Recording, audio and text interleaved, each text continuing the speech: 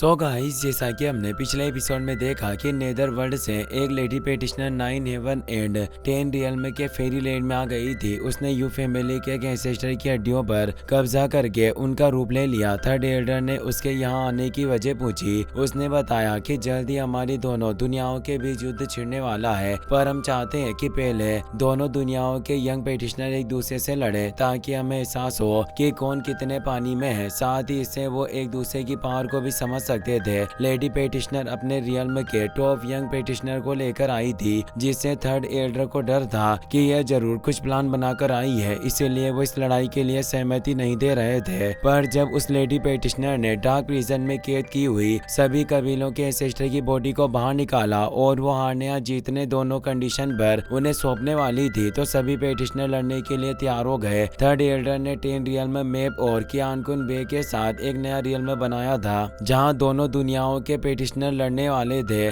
सभी उसके अंदर जाने लगे, पर थर्ड एल्डर ने उन्हें केयरफुल रहने को कहा। एशियन वुड वुल्फ फॉरेस्ट में मून तो लेपर्ड गर्ल से लड़ रहा होता है। जो यांग भी वांगशी के साथ लड़ने लग गया था। बियान्यू को दिखाया जाता है जो फॉरेस्ट के पास से गुजर रही थी, तभी वहां पर 10,000 डीमन स्नेक के ट्रांसफॉर्मेशन टेक्निक एक्टिवेट हो गई, जिससे वो पूरी जगह ही बदल जाती है। उस जगह पर कई सारी हड्डियां पड़ी हुई थी और एक थोर्न पर स्नेक डीमन बैठा हुआ था। इस नेदर वर्ल्ड के यंग स्नेक पेटिशनर का नाम कैनोपी होता है, जिसकी पावर 3 फ्लावर एलियन रियल्म में होती है। बियान्यू उससे बचने के लिए अपनी पावर को एक्टिवेट करने लगी, पर उससे पहले ही कैनोपी उसे पकड़ लेता है। वो बोलता है कि तुम काफी ज्यादा ब्यूटीफुल हो, इसीलिए तुम इस डीमन लॉर्ड को अपने कल्टिवेशन टेक्निक का स्वाद क्यों नहीं चखाती। वास्तव में मुझे तुम्हारे साथ खेलने में काफी मजा आएगा। और वो उसके पास आने लगा। बियान्यू गुस्से में कहती है कि तुम सिर्फ एक बदबूदार सांप हो, और वो अपने फील्ड को एक्टिवेट कर लेती है। उसने कहा, मेरी नजरों में तुम सिर्फ एक अश्लील सोच वाले एक घिनौने सांप हो, और वो अपने फील्ड से उसे दूर कर देती है।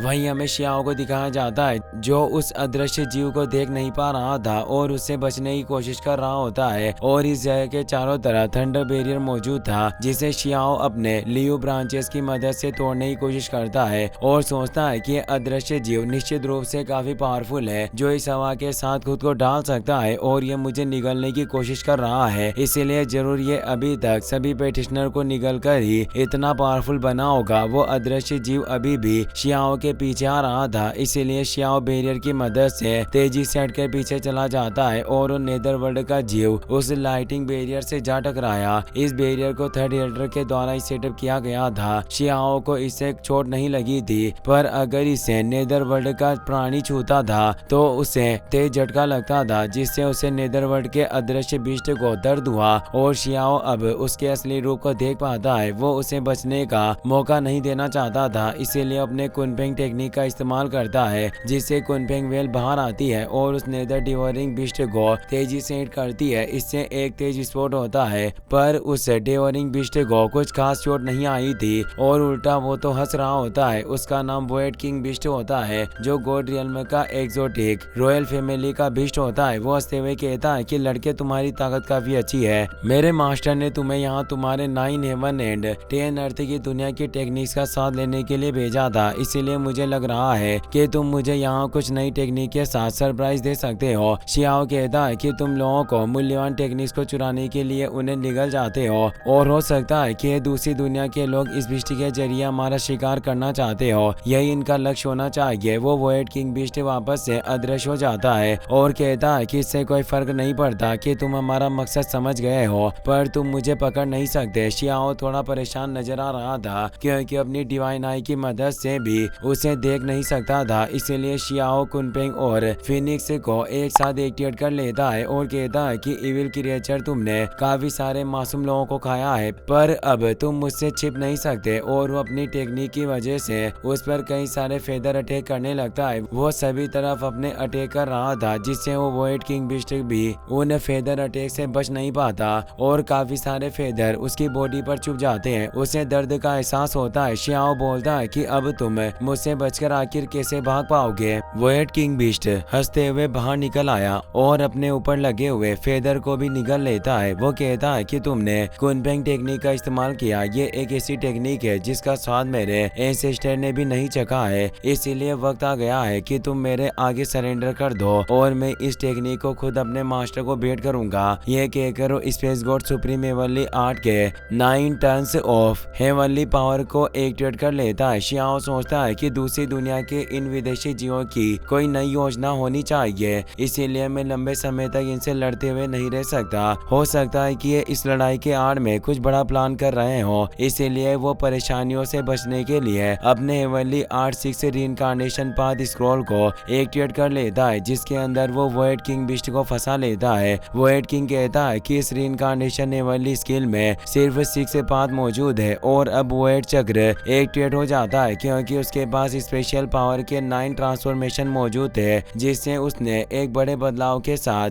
स्पेस फर्नेस को एक्टिवेट कर लिया, जिसे 9 टन ग्राइंडिंग मशीन कहा जाता है क्योंकि इसमें 2 व्हील होने से ये 9 हेवनली स्किल को एक्टिवेट कर सकते थे। इससे वो एक पावरफुल अटैक को शियाओ पर करने लगता है। शियाओ सोचता है कि अगर ये मेरे साथ एक एशियन हेवनली स्किल के बलबूते पर लड़ाई लड़ना चाहता है तो मैं भी इससे बिल्कुल नहीं डरता, और वो अपनी हेवनली पावर की मदद से उसकी एनर्जी को रोक लेता है। और अब शियाओ ने अपने दूसरी हेवनली स्किल को एक्टिवेट कर लिया था, जिससे वो वॉइड किंग बिस्ट हैरान हुआ कि ये इतनी जल्दी से सेकंड हेवनली स्किल को ट्रिगर कर सकता है। और अब उस वॉइड किंग बिस्ट ने भी दूसरी हेवनली स्किल को एक्टिवेट कर लिया था। उन दोनों हेवनली स्किल के टकराव से इतनी फियर्स एनर्जी निकली कि वो आसपास के सभी मीटेरोइड को नष्ट कर रही थी। और अब शियाओ तीसरी हेवनली स्किल को एक्टिवेट कर लेता है। वो अपने 6 रीइंकार्नेशन पाथ से ही इन हेवनली स्किल को एक्टिवेट कर रहा था, जिससे एक ब्लैक होल क्रिएट हुआ, पर वो वॉइड किंग बिस्ट उससे भी बच गया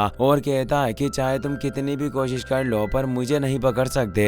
और वो अपनी वॉइड सोल सेवरिंग टेक्निक से शियाओ पर अटैक करने लगा। शियाओ ने 6 रीइंकार्नेशन पाथ चक्र को एक्टिवेट कर लिया, जिससे उस वॉइड किंग का हेवनली अटैक भी रुक गया था। दोनों लगातार अपने हेवनली स्किल से लड़ रहे होते हैं। शियाओ अब चौथी बार अपने रीइंकार्नेशन हेवनली स्किल का इस्तेमाल करता है, तो वॉइड किंग बिस्ट भी कहाँ पीछे रहने वाला था। वो अपने ट्रांसफॉर्मेशन ऑफ हेवन के 4th स्किल का इस्तेमाल करता है, जिससे एक जायंट बॉल क्रिएट हुई। शियाओ की टेक्निक से भी एक फियर्स एनर्जी वाली बॉल क्रिएट हुई थी। दोनों टेक्निक आपस में टकराने से नष्ट हो जाती है। अब शियाओ 5वीं बार रीइंकार्नेशन मैजिक का इस्तेमाल करता है, जिससे अब स्क्रॉल ऑफ हेवन एक्टिवेट हो चुका था। वॉइड किंग बचने के लिए 9 हेवनली स्किल के 9 टर्न फैंटम को एक्टिवेट कर लेता है, जिससे उसके काफी सारे क्लोन शियाओ के हमले को रोक लेते हैं। शियाओ अब खुद वॉइड किंग पर अटैक करने आता है। उन दोनों के टकराव से एक काफी तेज एक्सप्लोजन होता है, पर दोनों को ही कुछ नहीं होता। शियाओ अब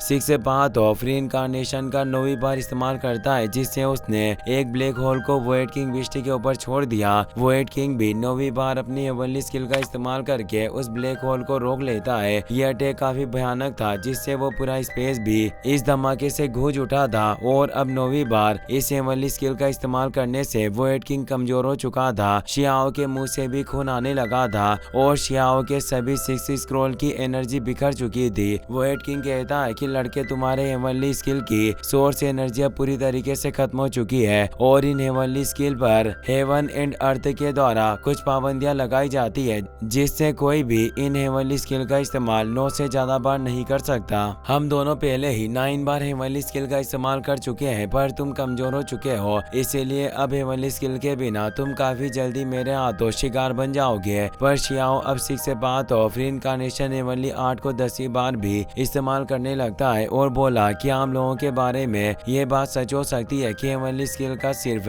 9 बार इस्तेमाल किया जाता है, पर मेरी लिमिट इतनी कम नहीं है। और वो एक पावरफुल हेवनली स्किल को एक्टिवेट कर लेता है। वॉइड किंग को विश्वास नहीं हो रहा था। वो बोला कि मैंने अनगिनत हेवनली स्किल का इस्तेमाल किया, आखिर 10वीं बार हेवनली स्किल का इस्तेमाल कैसे किया जा सकता है। शियाओ कहता है कि तुम्हारे पास मौजूद सभी हेवनली स्किल दूसरों को खाकर प्राप्त हुई है, इसीलिए तुम आखिर लिमिट और ब्रेक थ्रू के कठोर सत्य को कैसे समझ सकते हो। और वो एक पावरफुल ब्लैक होल से उस पर हमला करने लगता है। वॉइड किंग विदेशी भाषा में कुछ मंत्र बोलता है और अपने 3 फ्लावर बैरियर को एक्टिवेट कर लेता है ताकि वो खुद को प्रोटेक्ट कर सके। शियाओ जब उस हेवनली ब्लैक होल से उस पर हमला करता है तो 3 फ्लावर एकजुट होकर उस ब्लैक होल को रोकने लगते हैं। शियाओ सोच रहा था कि अगर मेरे पास भी 3 फ्लावर होते तो ये जंगली जानवर मेरे सामने इतना घमंडी नहीं हो सकता था। तभी उन फ्लावर की वजह से शियाओ का हेवनली अटैक भी बेअसर हो गया था और वोइड किंग उस पर 3 फ्लावर मुंह से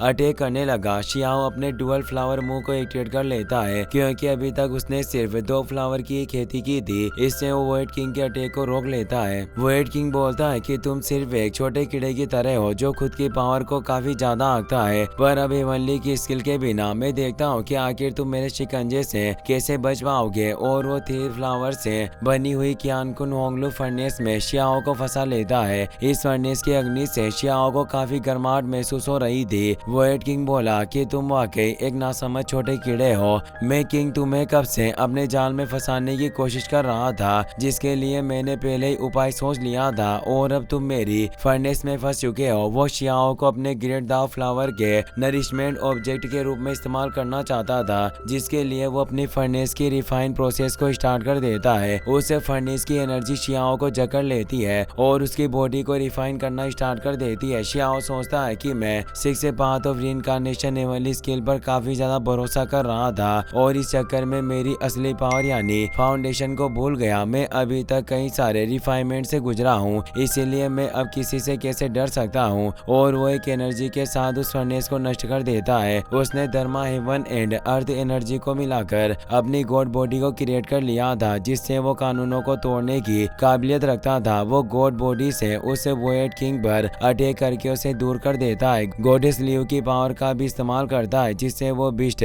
जमीन से जा टकराया। वोइड किंग बोलता है कि तुमने आखिर मेरे साथ क्या किया जो मैं इतना पावरफुल होने के बावजूद भी अपनी टेक्निक्स का इस्तेमाल नहीं कर पा रहा हूँ। और वो फिजिकली अटैक करने के लिए शियाओ की तरफ बढ़ा तो शियाओ कहता है कि तुमने लोगों को खाकर इन इविल टेक्निक्स को प्राप्त किया है, पर आज मैं तुम्हें पूरी तरीके से मिटा दूंगा। और उस पर अटैक करके उसे दूर फेंक देता है। वो उसे संभलने का मौका नहीं देना चाहता था। एक जोरदार पंच से उसके मुंह पर वार करता है, इससे उसके कई सारे दांत टूट गए और वो उसके पीठ के स्केल को भी तोड़ रहा था। वोइड किंग कहता है कि तुम एक चींटी होने के बावजूद भी मेरे ऊपर चढ़ने की हिम्मत कर रहे हो, आखिर तुम्हें किस बात का इंकार है। पर शियाओ लगातार उसे एक कुत्ते की तरह पीटता जा रहा था और बोलता है कि मैं तुम्हारे टुकड़े टुकड़े कर दूंगा, जिससे तुम्हारे होने का वजूद भी नहीं रहेगा। और वो उस पर काफी पावरफुल अटैक करता है, पर वोइड किंग की बॉडी काफी सख्त होने से वो मर नहीं रहा था। वो शियाओ को गुस्से में दूर कर देता है, पर शियाओ अब अपनी कुनबेंग टेक्निक का इस्तेमाल करता है, जिससे काफी तेज एक्सप्लोजन होता है। इसी के साथ ये एपिसोड यहीं पर खत्म हो जाता है। वीडियो पसंद आया हो तो इस वीडियो को लाइक करने के साथ साथ चैनल को सब्सक्राइब जरूर कर लें। Thanks for watching.